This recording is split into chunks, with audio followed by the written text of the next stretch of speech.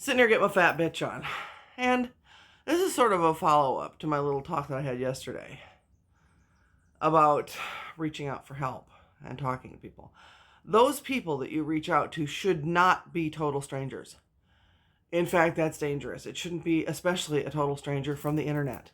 Now, when I talk about talking to a friend or a confidant, that's somebody that you have cultivated a relationship with, not some stranger on the internet. In fact, that's very dangerous. You just deciding that you're going to tell your whole life story to a complete and utter stranger on the internet that you have not even introduced yourself to. You don't know their last name even. You've never talked to them by text or phone. That can be very dangerous because not everyone has your best interests in mind.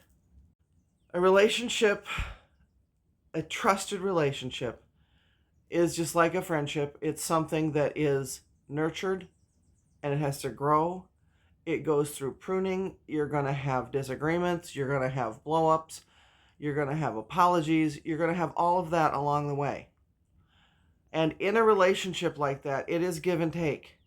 If it is only you giving of your time to that person, and when you go to them and say, can you spare a minute, they always say no, then that person is no good for you. They are not contributing to any part of your emotional, spiritual, or personal growth. They're just taking like a vampire. Move on. You don't have to constantly give to something that only takes.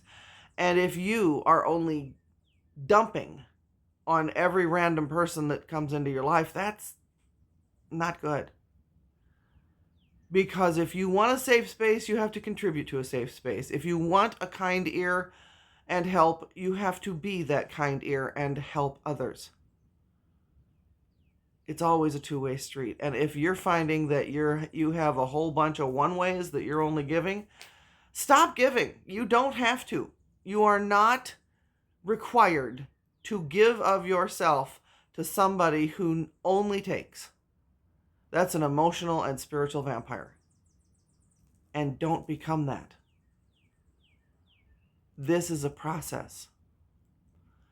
And if you need help on how to talk to people, social skills and things like that, there are actual classes you can take on YouTube. They are free. And they have a lot of very good information. Look up social skills for adults. Use those resources. It's things that actually work in school. They work for kids, they work for teenagers, and they work for adults. So remember, it's give and take. Now go out there and show everyone your badassery and grab life by the horns. Annie Rosie loves you.